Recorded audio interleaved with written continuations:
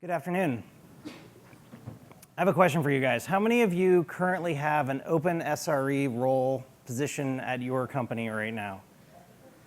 Okay, so like pretty much everyone. Now wait, keep your hands up for a second. How many of you had that role open for more than 6 months? How many of you just always have a role open? Like if you found a good SRE, you'd hire them, period? Right. I looked on LinkedIn this morning, and there are 410 open positions for senior SREs in the Bay Area. And according to Glassdoor, senior SREs make more than senior software engineers. Yay! So one of the challenges we have at Netflix is that SREs are both expensive and hard to find. I think since I started as a sysadmin working at a huge startup in 2000, sysadmins and SREs have always been trying to automate their way out of a job. And there was this idea that, well, maybe the cloud will solve it. Maybe with the cloud, we will no longer need SREs. We can just have developers. And it turned out that wasn't true. Of course, you need suddenly people with a totally different but highly specialized set of skills that's somewhat related to what we were doing before. So my name's Jonah Horowitz. I am an SRE at Netflix. I'm part of the Netflix core SRE team. It's a team, there's 4 of us plus a manager, and we are the only SRE-focused team at Netflix. We're part of a larger organization at Netflix called Operations Engineering. Operations Engineering has about 70 people on it, but most of the people in Operations Engineering are writing code. They're actually software engineers. We have a few people that focus on performance, and we have a couple other people that focus on network engineering. So let me talk about Netflix's scale just for a second so you have an idea of what we're dealing with. Netflix has about 2,400 employees. We have about 1,500 engineers. We run over 100,000 instances at peak in AWS. We have 700 plus microservices that form Netflix. We have over 70 million customers. And during peak, we stream over 30 terabits per second of internet traffic. I think only people who are at YouTube may be doing something bigger. So Netflix has a culture of freedom and responsibility. This means that we hire really smart people, and we let them have the freedom to make decisions on how they want to architect and engineer the services that they run in production. We provide what we call the paved road. It's a way for developers to leverage a bunch of core tools at Netflix to build their applications. They're sort of the easy way, right? Some of these things are like service discovery. You get service discovery for free if you're using the Netflix stack. You get application RPC calls. We have a library that we've released called Ribbon that allows our services to talk to each other. We have things like circuit breakers and tuning for your application. All of that's in the paved road. We don't make everyone use the paved road, though. It's a paved road, but there's nothing to say that you can't, if you have an application that doesn't run the services that we normally run, you can still use that. So we have all these applications, and not all of them run exactly in the same homogeneous way. We're a very large Java, Tomcat, Apache sort of architecture. But last year, there was a team that runs a lot of our front-end code. And running our front-end code, they were like, well, we're writing these applications. They run in JavaScript in the real world. We want to use JavaScript for writing our code. So we want to deploy on Node. And we were like, great, like how can we help you do that and do that safely? So there were some challenges. We had some issues with it. But over time, we've worked with that team. And now that team, it's funny. We used to have, we told that team, whenever you guys do a release, we want you to email us. Like just tell us that you're going to do a release. Like CC us on all of your releases. And 3 months ago, one of the people on the core team, one of the SREs, was like, please stop emailing us. Like, you don't have to anymore. We got it. Like, your releases are safe now. We don't need to know. And it's just spam in our inbox. Netflix practices what I think is DevOps taken to its logical extreme, which is to say, if you write it, you run it. the software engineers at Netflix are responsible for both developing all of the software they are using and also building their deployment pipelines and running their code in production. We're able to do this for a few different reasons, but one of the reasons that I think is really important is that we don't use configuration management. Configuration management was this amazing leap forward 10 years ago when everyone was using artisanal, handcrafted bash scripts to manage their production environment. But there's a lot of bottlenecks and challenges around running configuration management. Not that it's wrong or that you shouldn't do it, but one of the things I've seen is in organizations where we were using Puppet, everyone had to have access to that Puppet repo so that they could push out their changes. So suddenly you had to teach a bunch of developers a whole new DSL that they would have to learn so that they could manage which dependencies and users and permissions that they needed for all of their applications in production. Netflix got rid of that by moving to a model of baked AMIs, which is, I think, a lot of what people are trying to do with Docker as well. Let you run a complete stack as your release. So your atomic release unit is everything from the operating system all the way up through the application. And if you do that, you don't need to change the application. You don't need to manage the configuration of the application in production, because every time you make a configuration change, anytime you make any change at all, you release an entirely new copy of your application to production. So then what do the SREs do? So one of the big tasks of SREs at Netflix is we're consultants. So we have this set of skills that's unique, running applications in production at scale. And we have developers that come from all around the world, and they start at Netflix, and suddenly they're responsible for running their own applications. What I've been working on recently is a tool called Production Ready. And it's intentionally kind of small and hard to read, but we wanted to look at the services that people were running in production, and we wanted to score them. We want to say, there are some best practices that we have discovered over the years of being production engineers that lead to more reliable and more resilient services. Some of these things are like deployment pipelines. How do you get your code to production? How many people here have had an outage that was caused by somebody fat-fingering a command that was supposed to release code to production? I certainly have. So let's have a consistent deployment pipeline that uses the same set of tools to release your code every single time. Canaries.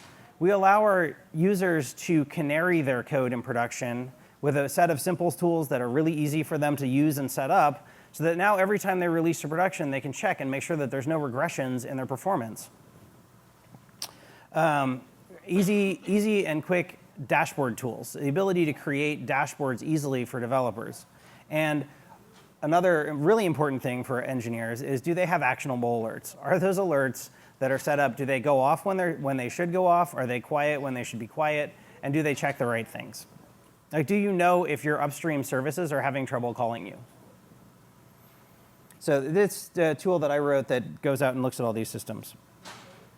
Another thing our SRE team does is we're the last line of defense. Ultimately, you're going to have problems that no specific service owner has an alert for. Maybe it's some edge case that hasn't ever been seen before. Maybe it's caused by an outside service.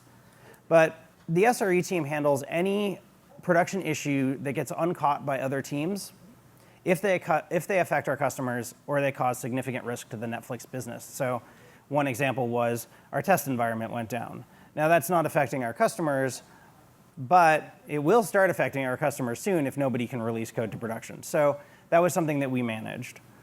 We also triage production issues when nobody knows exactly what the problem is. Maybe it's just something we haven't seen before and we need to figure out where in the stack the problem is coming from. Or external services. Amazon notoriously flaky, so whenever Amazon is having trouble, we work with them to see what's going on and fix it.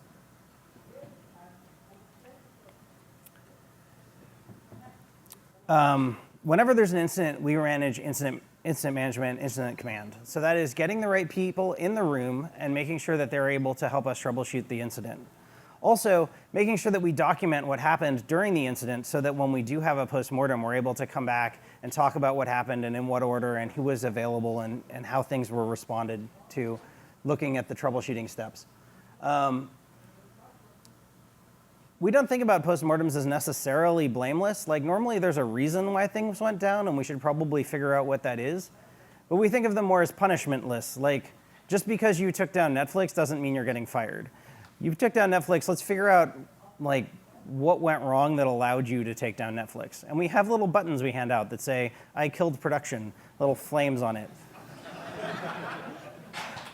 Hard earned. Our team writes a lot of tools. Like I said, we're part of this operations engineering organization. Most of the people that sit near us are toolsmiths or software developers. If you have some time, if the next talk after this, Al is going to talk about his chatbot and incident management. And one of my other coworkers, Dave, is working on this amazing anomaly detection tool. And these are all tools that our team is writing. So the idea is developers can run ops, but there's a caveat. They need to have the right tools that allow them to do that, and they need to have the right support. If you think about it, traditionally, we've worked in a world where the developer writes back 20 years at least, we worked in a world where the developer would write the software, package it up, hand it over to the ops team, and the ops team would be like, oh, how do I work this software? And then they try and figure it out. It's like the developer was building a car and the ops person was like a chauffeur.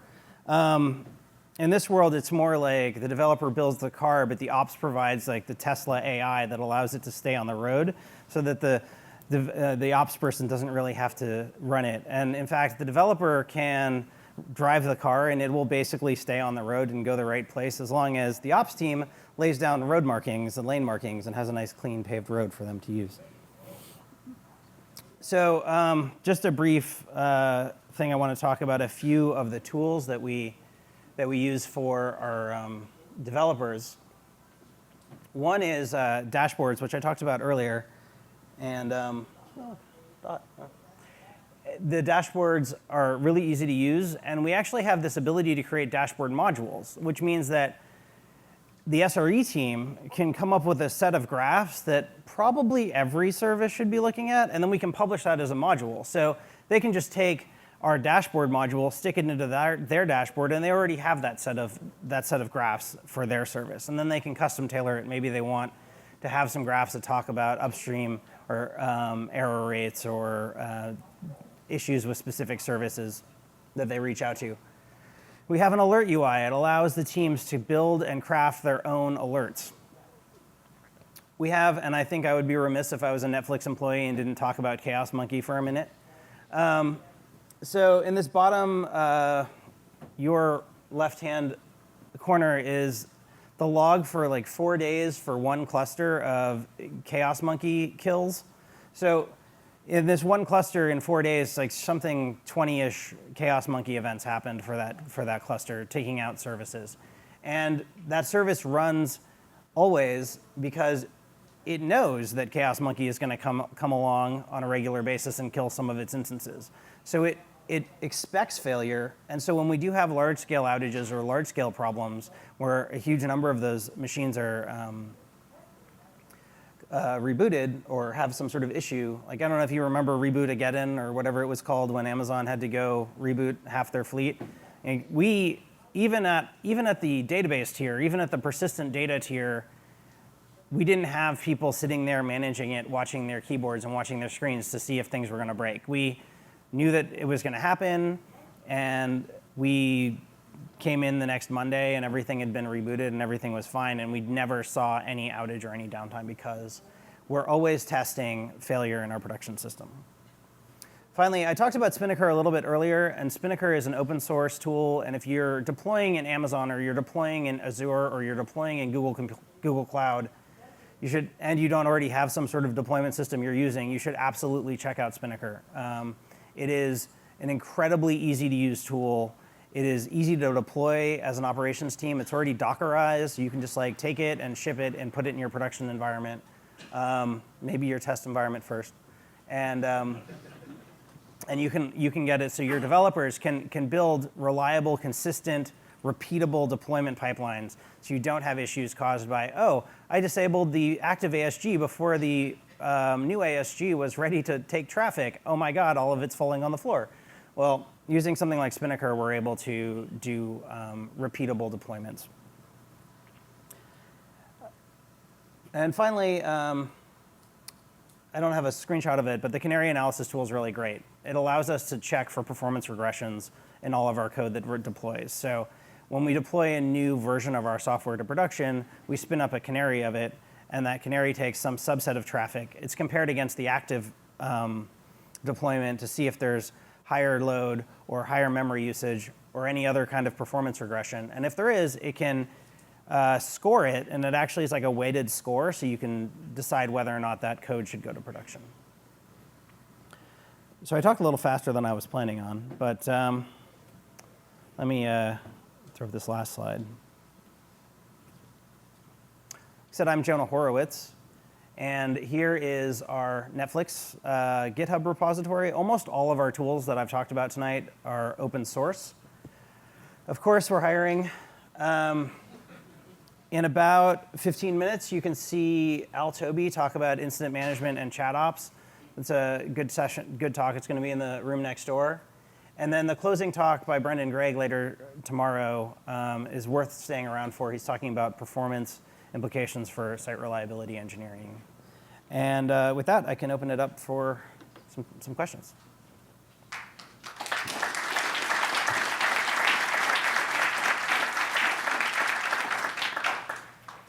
If an outside party takes down Netflix, do we get buttons? Yes. If your service has taken down Netflix, I will happily mail you buttons. We got it.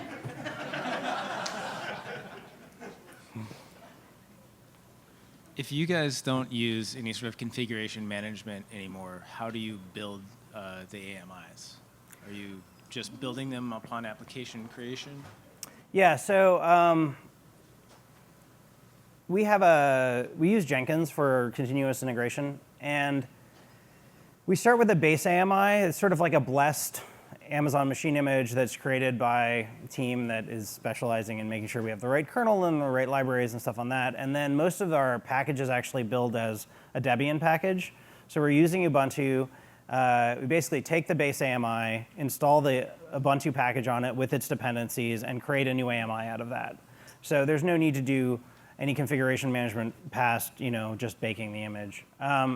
I lied a little bit. We do use a small amount of configuration management. We have some persistent clusters, the persistent data clusters. It's not like you can just red-black a Cassandra cluster. But so we have slightly longer running instances. We have a special team that manages the instances that run Cassandra because they kind of have a slightly specialized operational skill set.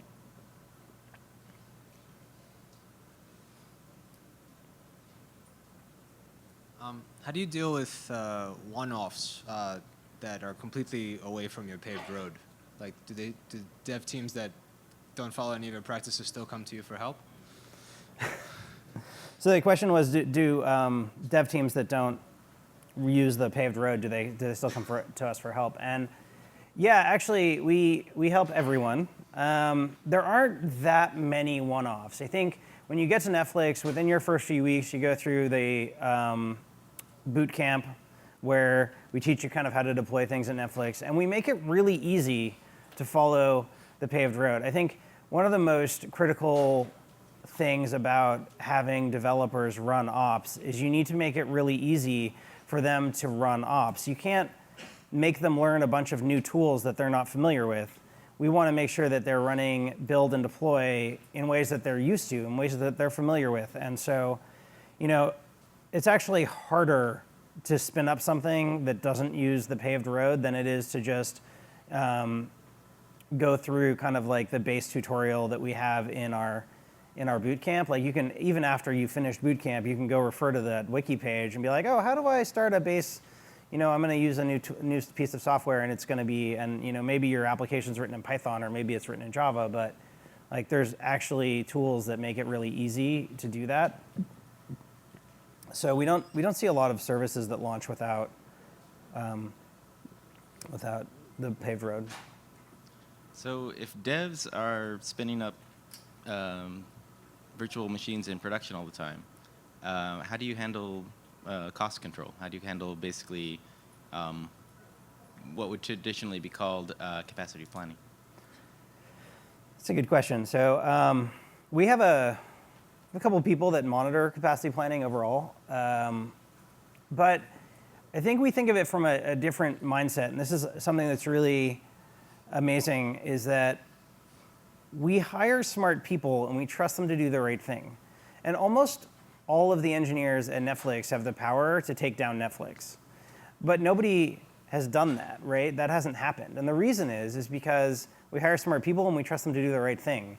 And yeah, a developer right now sitting at his console could be like, I need to scale up the auto-scaling group that's running the service, and I need 30,000 M38 XLs, and hit that button, and it'll try, right? I mean, AWS will be like, you can't have 30,000, but because we don't have 30,000 mostly, and but we'll see that. We'll see that in the cost report. We'll see it the next day. We'll see it in when it starts failing to get instances because Amazon doesn't have capacity.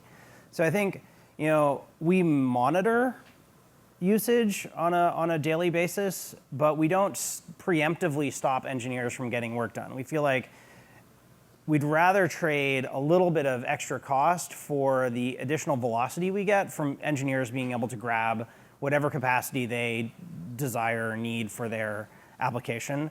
And when we see them, often we actually don't see an engineer making a conscious decision. Normally it's a mistake, right? They did a red-black push where they pushed a new version of their code out, and they've got an old version, and the old version was supposed to get torn down, but they had, for whatever reason, not torn it down, and here we are a week later, and they're still running 1,000 extra nodes because their red-black push hasn't finished. So we'll catch that, and we'll be like, hey, did you mean to be running an extra 1,000 nodes in this old ASG? And maybe they did, but probably they didn't, and they'll be like, oh, no, sorry, and they'll kill the ASG. So we do more reactive capacity planning.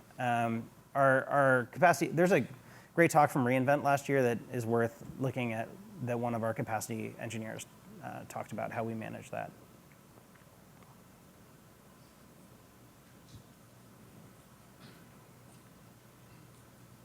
You've been talking about the paved road as making it as easy as possible. For those groups that are outside of the paved road, I assume they're still subject to Simeon Army et al. Are there certain particular precepts or sort of ground rules outside of the SDLC that a particular group uses that are sort of across the entire org that they have to be able to survive, state transition, chaos monkey attack, et cetera, et cetera?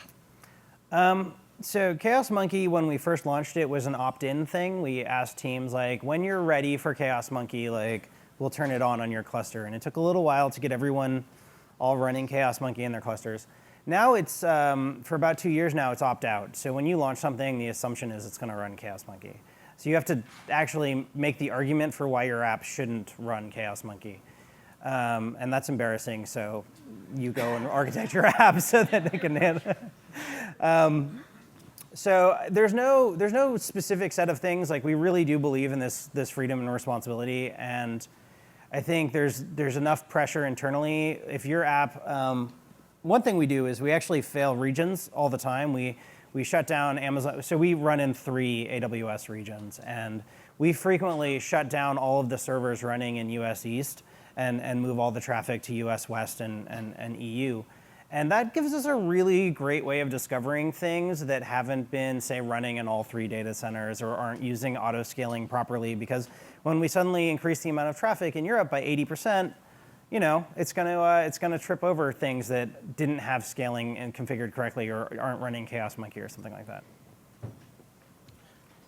One criticism I've heard of thick Docker images or AMI-based releasing is that it essentially empowers developers to ship their development environment directly into prod because they can put whatever they want in there. Have you seen any hints that there are drawbacks, that developers are taking too much advantage of the ability to just throw everything into the image that they could possibly want and not taking sufficient discipline over what gets shipped to prod? I don't have a good example of that happening. I can't say that it hasn't. I think back to the freedom and responsibility, we let engineers make those mistakes because we believe the velocity of being able to push out those production changes faster will enable more innovation and more productivity for those developers. You don't want to get in their way. And I think that's time. So I will be out. We have a Netflix booth. You can come and talk to me out there, or I'll be in the bar tonight. So come and talk.